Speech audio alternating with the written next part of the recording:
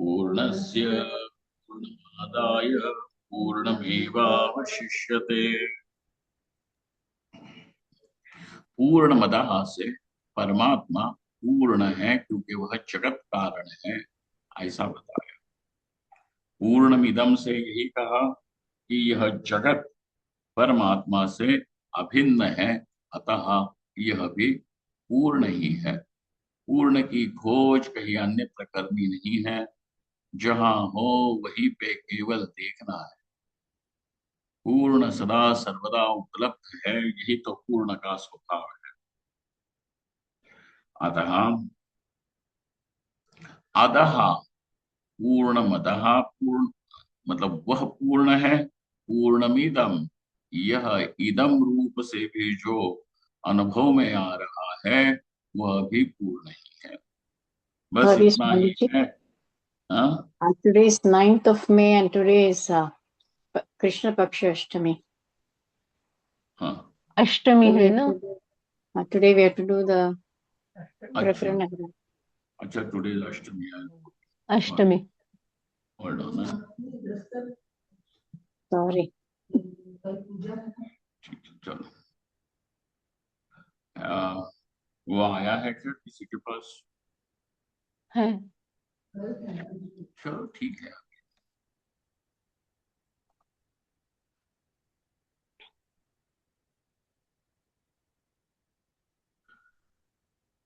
आज अष्टमी है। चलो लाओ वो लाओ। हम लोगों ने ये तय किया है ना, करेंगे। हाँ। क्या बोलते हैं? ब्रह्मवेद। ब्रह्मवेद आशीर्वाद जरा कोई फॉरवर्ड करो वो टेक्स्ट मुझे। बोल देता हूँ यहाँ।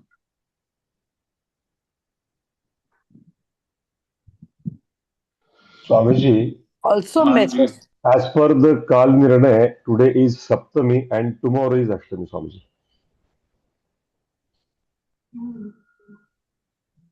If you see the Panchang, please, we कोई will बात refer. नहीं, आज भी कर लेंगे कल भी कर लेंगे, उसमें क्या। चलो लाओ। जी। ओरिजिनल मैसेज में था कि सैटरडे संडे नहीं होगा Ishavasya Upanishad. In the original message it was written Monday to Friday. No no no. नहीं नहीं, अच्छा नहीं नहीं ऐसे नहीं, लेकिन छुट्टी मत रहे। No, no, we don't want, but that was written. I was just saying हाँ। it was written, so people may not know. Okay okay. कहाँ है संगीता? उसका दाता तो केवल ब्रह्मज्ञानी ही है। अतः क्या प्राप्त करें? तो कहा वही ब्रह्म ज्ञान जो वस्तु है, जहाँ जिससे सकल दुखों की शांति शमन होता है, वह वस्तु, वह विद्या इस ब्रह्मज्ञानी की है। और ब्रह्मज्ञानी स्वयं निस्पृह होने के कारण उसे कोई स्पृहा नहीं है कि तुम लोग मुझे पूजो, कि तुम लोग मुझे पूजा दो, कि तुम लोग मुझे मानो इत्यादि कोई इच्छा नहीं। क्योंकि जिसे यही दिख रहा है कि ये सकल सूर्य चंद्र तारा भी जिसकी आरती उतार रहे हैं वह ये है। हाँ, ब्रह्म विष्णु रुद्र भी जिसकी तारीफ करते हैं वो ये। अब वो किस मर्त के द्वारा अपनी तारीफ की इच्छा करेगा बताओ? किसके? वो वस्तु तो सर्वत्र सदा सर्वदा सबके द्वारा पूजित है, सबकी प्यारी है वह आत्मा, वह तो मैं ही हूं। अतः कहीं से कोई उसे स्पृहा नहीं है, आशा। कृष्ण भगवान भी कहते हैं निराशिर निर्ममो भूत्वा युद्धस्व विगत ज्वरः। लेकिन ये निराशित मतलब पेसिमिज्म नहीं, आशा का सर्वदा उच्छेद। आशा का अर्थ होता है कि कभी न कभी, कहीं न कहीं, किसी न किसी वस्तु से आगे चल करके हमें सुख होगा। देखिएगा हम कैसे विचार करते हैं, अगले कदम, आज नहीं तो अगले कदम हमको कुछ मिलेगा।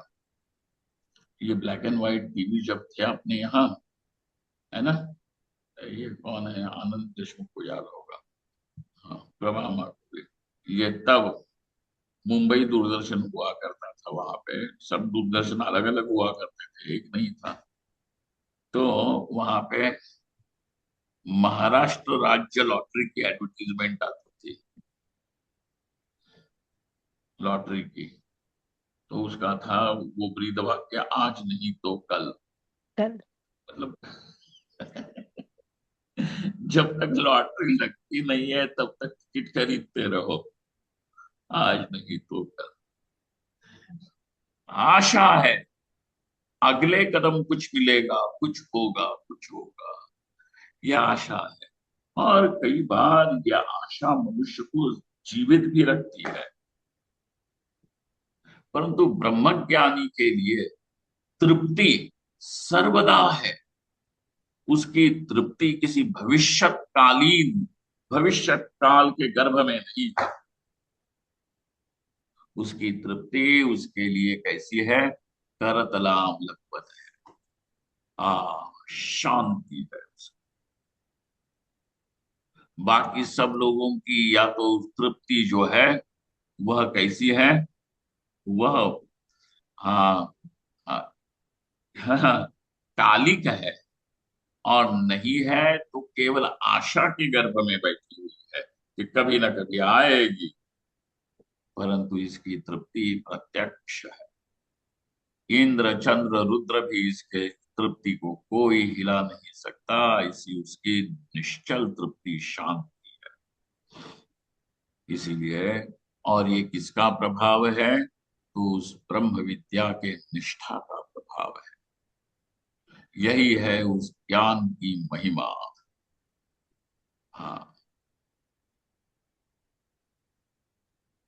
या मुक्ति हेतुरविचिन्त्य महाव्रतात्वम् अभ्यस्यसे शून्यते तत्त्वसारैः मोक्षार्थिभिर्मुनिभिरस्त समस्त दोषैः विद्यासि सा भगवती परमा हि देवी। हाँ, तो हे भगवती, तुम ऐसी परम विद्या जो है वह तुम हो। इस प्रकार ये उस विद्या की महिमा है। हाँ, तो इसीलिए अब योग्य तो यही होगा कि उस ज्ञानी से, हाँ, विनयित होकर के, विनय पूर्वक, न तो जाकर के दाढ़ी खींच के, "ए, हमको बताओ ब्रह्म क्या है", ये ना। तो जो बताए उसकी क्या जरूरत है, जरूरत तुम्हें है। जिसको जरूरत होती है उसके हाथ नीचे होते हैं, है कि नहीं। जिसे जरूरत है वह नीचे है। इसीलिए विनय पूर्वक उससे प्रार्थना करनी चाहिए, ऐसा शास्त्र भी है। भगवान श्री कृष्ण गुरु सदन के नियम बताते हैं। स गुरुमेवाभिगच्छेत् समित पाणी श्रोत्रियम ब्रह्मनिष्ठम, ऐसा उपनिषदों में आया कि इस प्रकार गुरु बसदन, गुरु के पास जाना चाहिए। क्या लेके, बोले सूखी लकड़ी लेके जाओ। हाँ, समित पाणी, स गुरुमेवाभिगच्छेत् समित पाणी, समिधा जो होती है वो लेके जाए। तो कोई कहेगा अब समिधा किस लिए चाहिए, हाँ, चीता रचने के लिए। तो बोलते हैं नहीं जी, ये समिधा जो है वह शिष्य अब क्या ले जाए। तो जिस किसी से कुछ थोड़ा सा उपयोग हो ऐसा, लेकिन गुरु जी को, ऐसा ज्ञानी को, ब्रह्मनिष्ठ को किस चीज का क्या उपयोग है। तो वो अपनी स्थिति, आंतरिक स्थिति जो आप देते हो वो आपकी आंतरिक स्थिति को बताता है ना। जैसे कुछ लोग होते हैं, उनके घर में ये सोफा सेट वेट सब फर्नीचर जब पुराना हो जाता है तो बोलते हैं हम आश्रम को दान देंगे। हाँ, ऐसी भी वैरायटी है ना, जो घर में पुराने पर्दे वर्दे हो गए, एक माता ने हमारे यहाँ पे भेज दिया, बोले हमारा गद्दा जो है वो अच्छा है, बड़ा पुराना हो गया, लेकिन आप स्वामी जी आपके यहाँ पे भेज रहे हैं। और क्या बताएं, ऐसा मतलब इतना भयंकर, मतलब वो स्थिति आपके आंतरिक स्थिति का भी एक द्योतक है, परिचय देता है। इसीलिए यहाँ पे ये जो ले जा रहा है वो यही बता रहा है कि मेरा चित्त मैं भीतर से बिल्कुल अब संसार की ओर से सूख गया, कोई आशा अपेक्षा यहाँ पे नहीं है।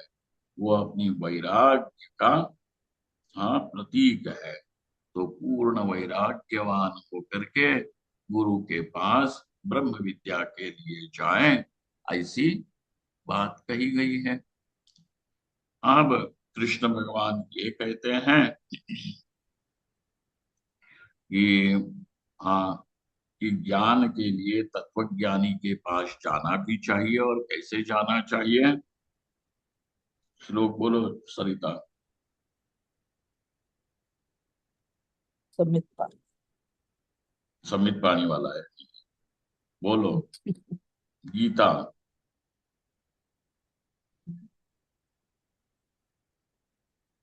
उपदेक्षण ब्रह्मनिष्ठ परिप्रश्नेन सेवया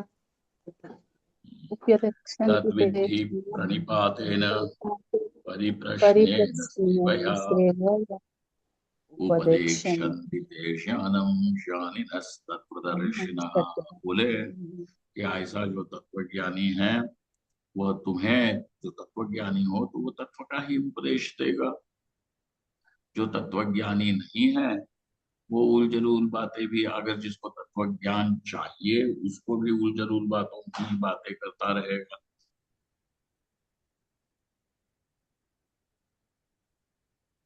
लौकिक पारलौकिक चीजों की बातें करता रहेगा, लेकिन ये तत्वज्ञान नहीं है। अतः हाँ, तद्विधि प्रणिपातेन, और उसको जानने का कैसा तरीका है।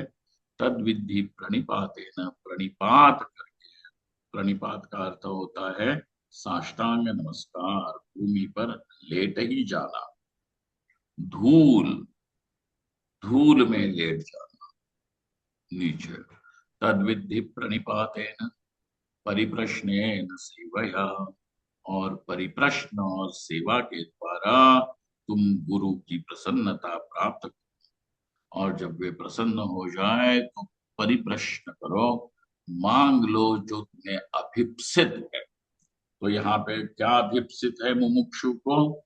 विद्या का उपदेश अभिप्सित है, विद्या की निष्ठा, विद्या की प्रतिष्ठा उसको अभिप्सित है, और इसलिए वह मांगता है।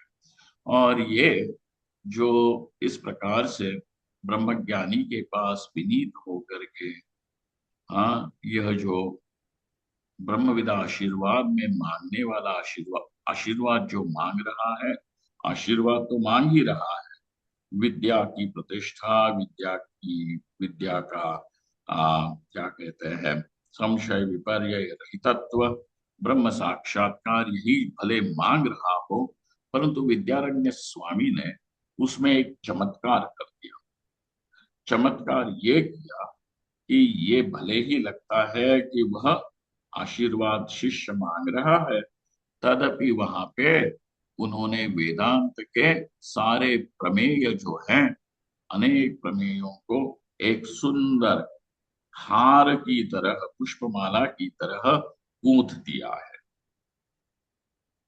तो ये इसका भी अगर नित्य पाठ करें तो अच्छा ही होगा, इससे पुण्य भी होगा, और इससे आपके चित्त में प्रमेयों का हमेशा चिंतन भी बना रहेगा। चलिए आइएगा, प्रथम देखें, हिरण्यगर्भादि स्थावरांतेषु शरीरेषु यदेकं चैतन्यमस्ति तदेवाहम् अस्मि इति दृढ़ ज्ञानम निरंतरम भूयात्। क्या पहला मांगा कि दृढ़ ज्ञानम निरंतरम भूयात्, वो दृढ़ ज्ञान निरंतर हो। निरंतर हो का अर्थ है कि ऐसी हमारे मनन चिंतन निधिध्यासन की धारा बहे कि वो धारा कहीं पे खंडित न हो, अंतरित न हो। कितना सुंदर। जागृत स्वप्न सुषुप्ति जिस किसी में भी चलते रहे, वो धारा कहीं पे खंडित न हो, निरंतर चलती रहे। और यही है फिर उनके अर्थ ये है दृढ़ ज्ञानम। एक तो वो ज्ञान दृढ़ हो और उसका नैरंतर्य हो। विद्यारण्य स्वामी ने अंदर किसी दूसरे स्थान में भी कहा है, वो बोलते हैं कि ये वेदांत का जो चिंतन है, क्या आत्मा हम ब्रह्म, ऐसा जो चिंतन है, तो कोई आलसी शिष्य आकर के अगर पूछता है कि ये कब तक करना पड़ेगा महाराज, श्रवण मनन निधिध्यासन, क्यों? क्योंकि उपनिषदों ने भी, वहां पे ब्रह्मसूत्र ने भी निर्णय दे दिया, असकृत श्रवणात्, है ना? याद होगा आपको, हमने कहीं पे किया ना असकृत श्रवणात्। Yes. कहाँ देखा? वाक्य वृत्ति।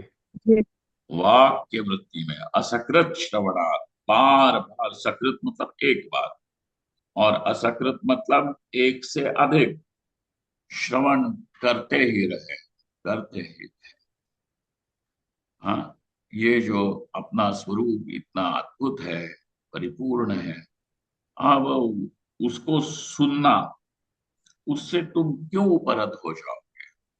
लोगों को खुद की तारीफ सुनना अच्छा लगता है कि नहीं? लोगों को स्वयं की तारीफ सुनना अच्छा लगता है।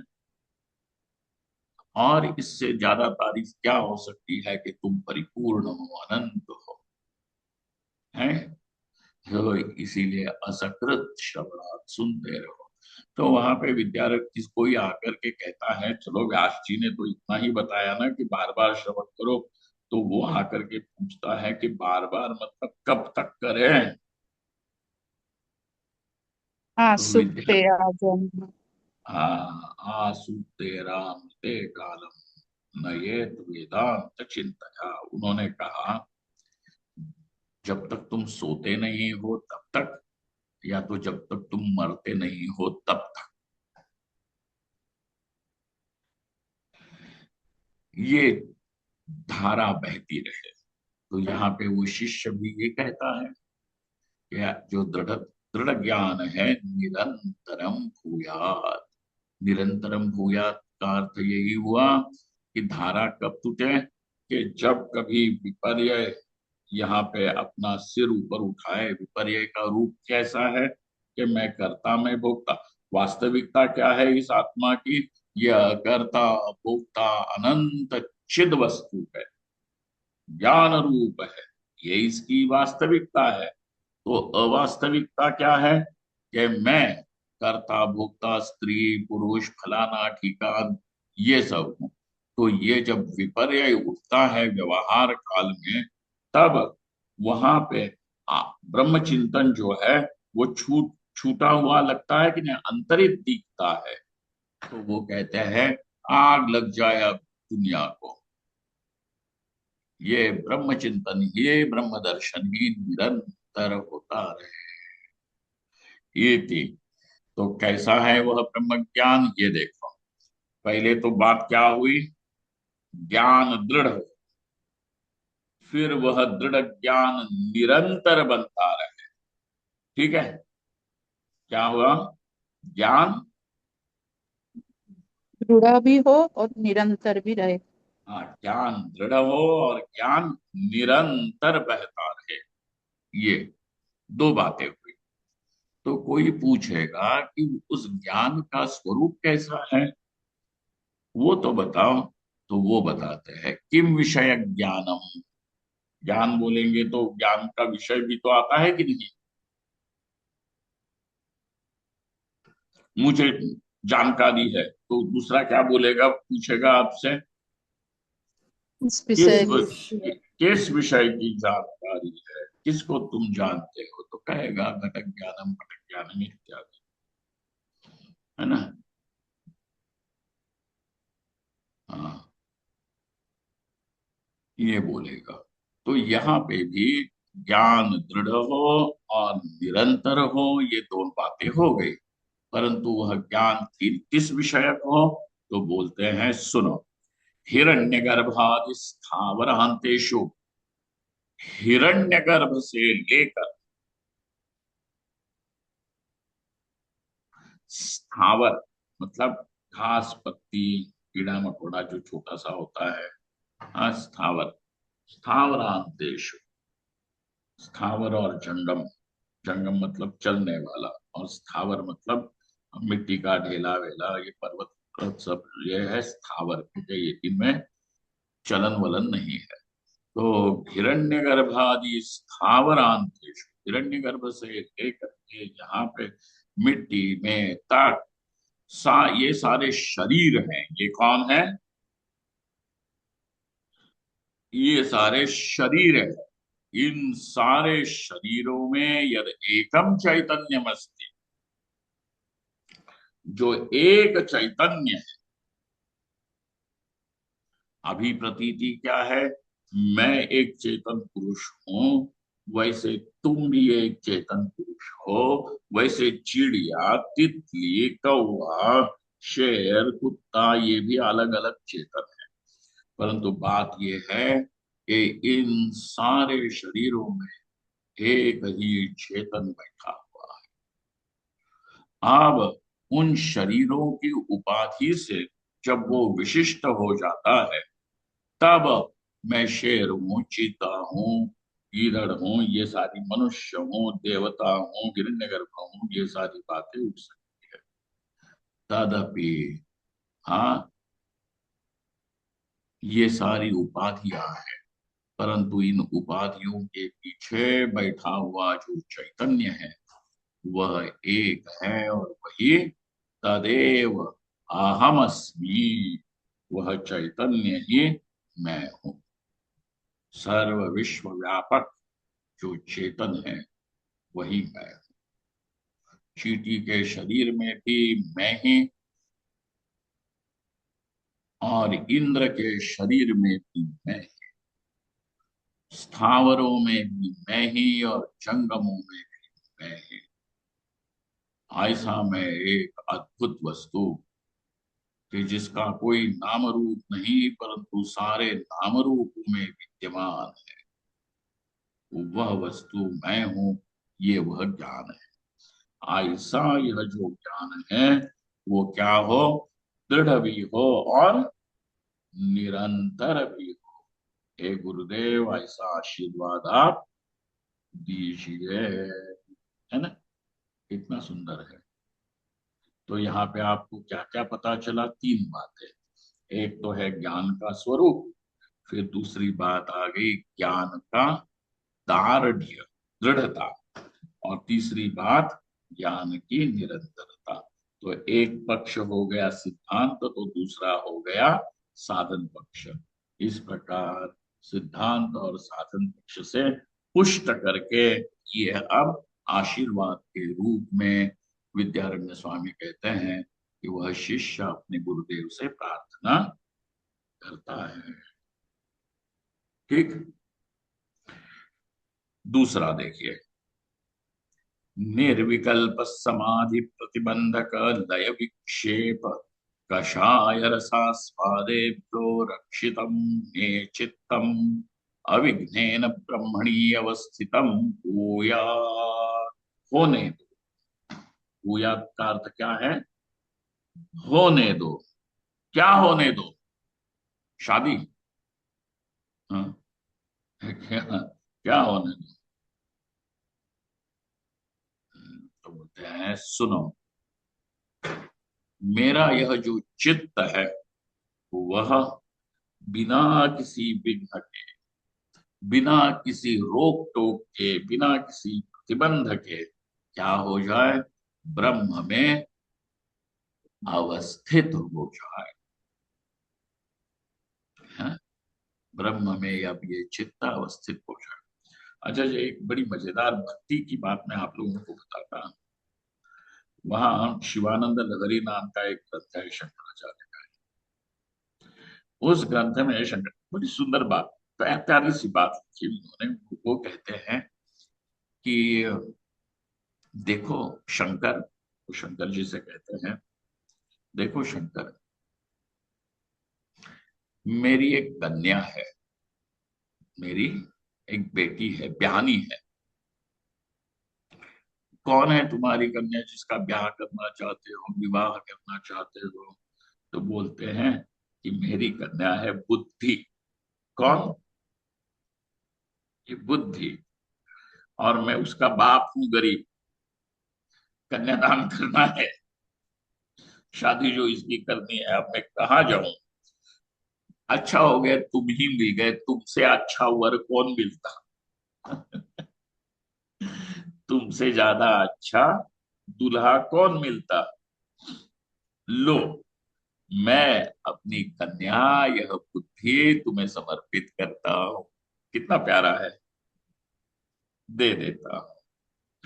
यहाँ पे भी वही कहा कि मेरा यह चित्त जो है वह ब्रह्म में अवस्थित हो जाए, है ना। जब स्त्री किसी पुरुष को वर लेती है, हाँ, मन से, तो पूरी तरह से समर्पित हो जाती है उसके लिए। स्त्री का स्वभाव है पूरी तरह से जब वर लेती है तो वो उसको समर्पित ही हो जाती है। एक अगस्त्य मुनि की पत्नी है, एक ही तो है। उसका उस और श्री विद्या के संप्रदाय में उसका बहुत महत्व है, जो उनके नाम से श्री विद्या की एक परंपरा भी चलती है।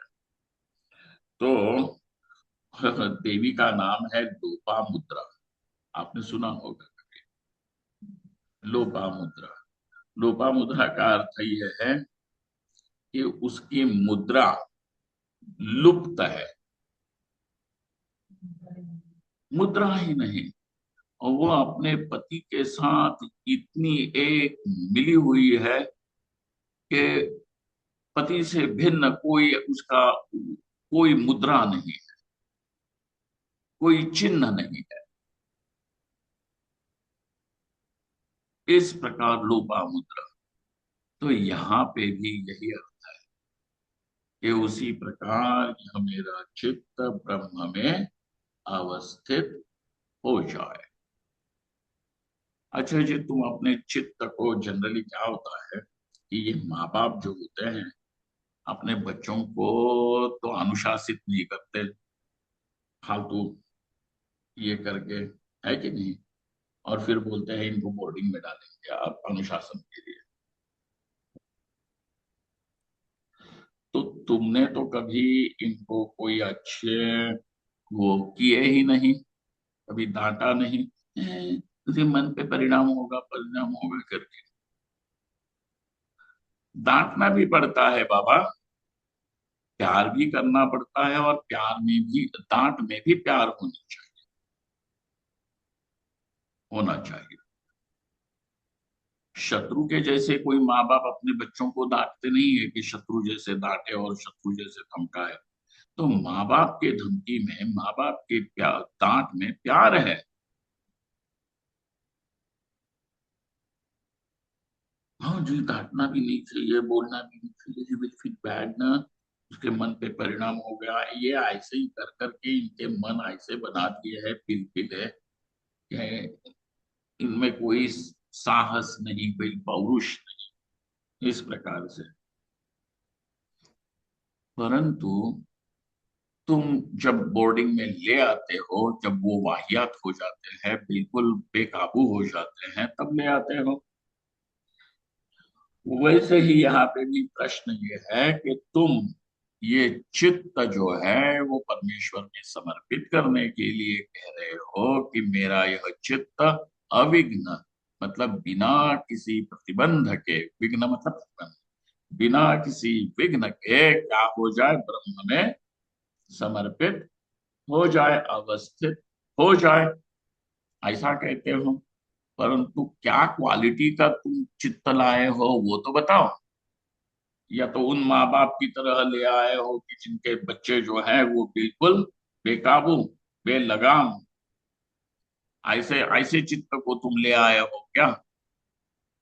तो वह शिष्य कहता है नहीं नहीं जी, निर्विकल्पक समाधि प्रतिबंधक बंधक लय विक्षेप कषाय रसास्वादेभ्यो रक्षितम मे चित्तम। ये मेरा जो चित्त है मैं किस प्रकार का लाया हूं कि निर्विकल्प समाधि के लिए। किसके लिए? निर्विकल्प समाधि के लिए। कैसा चित्त चाहिए कि जिस चित्त में लय विक्षेप कषाय और रसास्वाद ये चार दोष होते हैं कि जो समाधि में क्या बनते हैं? विघ्न, अड़िंगा लगाते हैं। ठीक है, तो समाधि के ये चार शत्रु क्या कहते हैं? प्रतिबंध है, अड़चने हैं। तो मैंने बहुत कसरत करके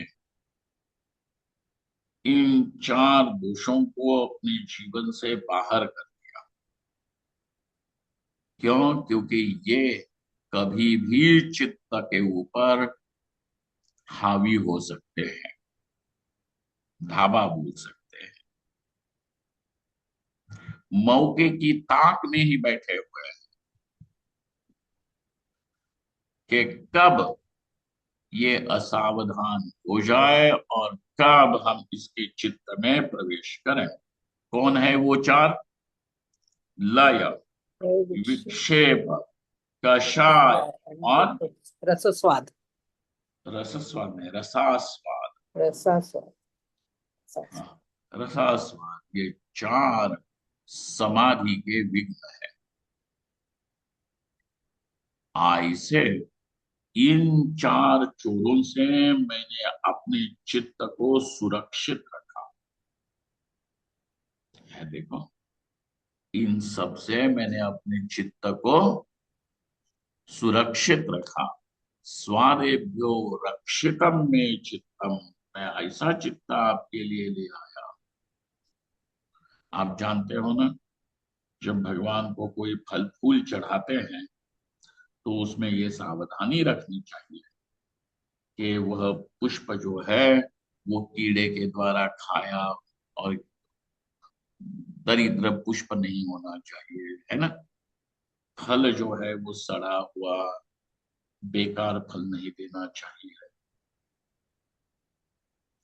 क्यों? क्योंकि जो अच्छी प्रकार से सुरक्षित है उसको उठा करके भगवान को देना है। क्योंकि आखिरकार आपको अपने शरीर, मन, बुद्धि, इंद्रिया, चित्त तक सब परमेश्वर को समर्पित करना है। तो समर्पित करने वाली वस्तु कैसी होनी चाहिए? शुद्ध होनी चाहिए। और इसीलिए इन सारे दोषों से, और ये किसके दोष है? ये साधारण व्यक्ति को तो दोष नहीं दिखते। साधारण व्यक्ति तो ये बोलेगा अरे भाई दोष तो वो है कि कोई परस्त्री को देखे, हाँ, पर धन की आकांक्षा करे, है ना, हिंसा जिसके मन में भरी हुई वो दोष है। ये कौन से? परंतु ये दोष किसके लिए दोष दिखते हैं? निर्विकल्प समाधि के जो प्रतिबंध। अब समाधि अभ्यास कर रहा है ऐसे व्यक्ति के लिए ये सारे क्या दिख जाते हैं? ये दोष है। तो वो कहता है इन सारे दोषों से, मैंने इन चारों दोषों से मैंने अपने चित्त को बड़े बचा के रखा है। और ऐसा चित्त अब ब्रह्म में अवस्थित हो जाए, ये आशीर्वाद आप दीजिए। हाँ, रक्षितम में चित्तम अविघ्नेन ब्रह्मणि अवस्थितम भूयात्, हो जाए। आगे नित्य निर्विकार संगाद्वितीय परिपूर्ण सच्चिदानंद स्वप्रकाश चिदेकर सब्रह्मानुभव सिद्धिर भूया। अब वो बोलता है कि महाराज, आपके कृपा प्रसाद से, आपकी दया दृष्टि से क्या हो जाए?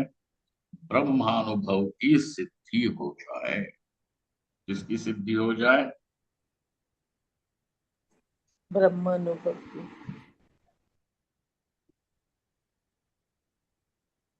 ब्रह्मानुभव की सिद्धि हो जाए। ब्रह्मानुभव की सिद्धि हो जाए। ब्रह्मानुभव सिद्धिर भूया, होने दीजिए, हो जाए। कैसा है ये ब्रह्म जिसका अनुभव और जिस अनुभव की सिद्धि तुम चाहते हो? आप समझ रहे हो ना?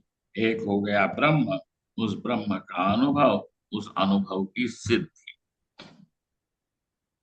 क्योंकि 3-4 शब्द है ना उसमें, तो हर एक शब्द का अपना एक सिग्निफिकेंस है। It has brought its own meaning, it has to present its own meaning. एक है ब्रह्म, ब्रह्म का अनुभव, अनुभव की सिद्धि। ब्रह्मानुभव सिद्धिर भूयात्। तो जो आ, वाक्य का पूर्व भाग है वो तो केवल सारे चीजें जितनी हैं वो ब्रह्म ब्रह्म के विषय में है। नित्य निर्विकार, कैसा है ये ब्रह्म? नित्य। नित्य का अर्थ हो जाता है कि जो काल से अनवच्छिन्न है। नित्य का अर्थ क्या है? काल से अनवच्छिन्न है। अनवच्छिन्न है। नित्य। निर्विकार, निर्विकार का अर्थ होता है कि जो कभी सड़ता गलता नहीं है, जिसमें किसी प्रकार का बदलाव नहीं आता। देखिए, जो परिच्छिन्न वस्तु है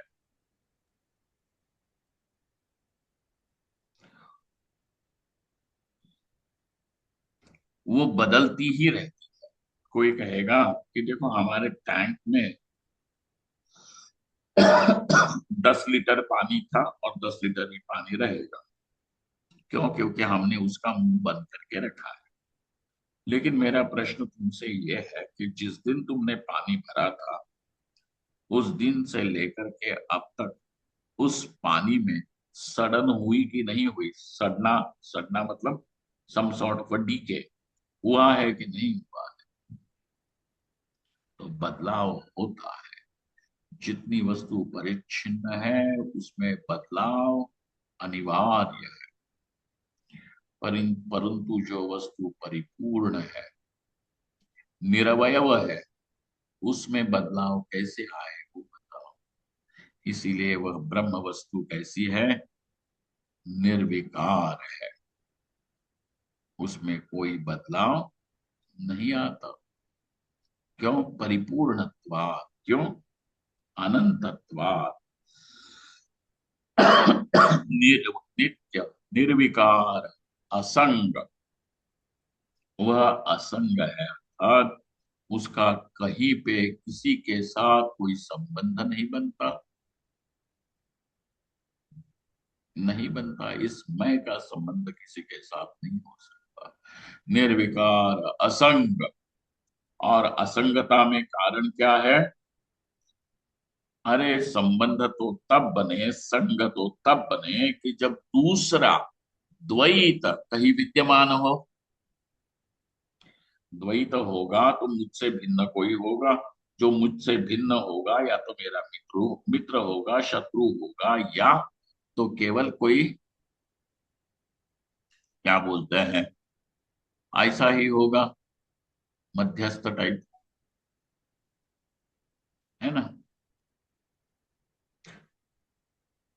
तो दूसरा जब हो तब ये सारे संबंध हो सकते हैं, शत्रु मित्र, मेरा तेरा, इस प्रकार के। परंतु जहां यह ब्रह्म अनंत है, परिपूर्ण है, असंग है और अद्वितीय है, तो संग किसके साथ करे?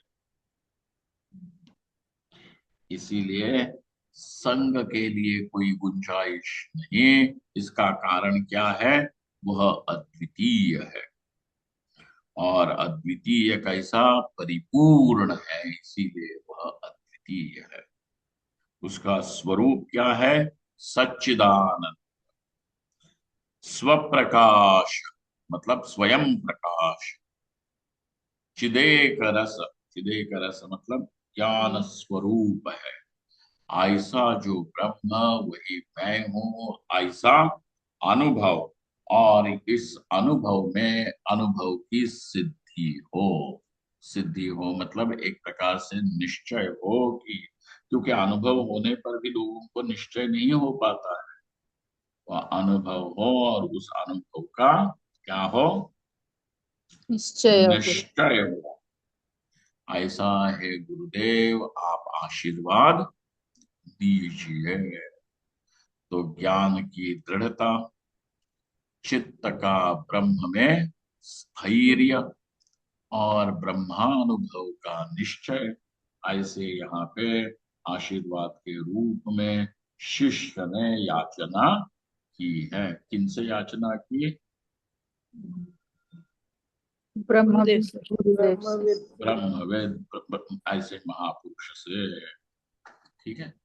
ओम पूर्णमदः पूर्णमिदं पूर्णात् पूर्णमुदच्यते पूर्णस्य पूर्णमादाय पूर्णमेवावशिष्यते। ओम शांति शांति शांति। शंकरं शंकराचार्यं केशवं बादरायणं सूत्रभाष्यकृतौ वन्दे भगवन्तौ पुनः पुनः। ईश्वरो गुरुरात्मेति मूर्तिभेद विभागिने व्योमवद्व्याप्तदेहाय दक्षिणामूर्तये नमः। Mahadev. Thank you, Swamiji. Pranam. Mahadev Swamiji. Hariom Swami. Swamiji.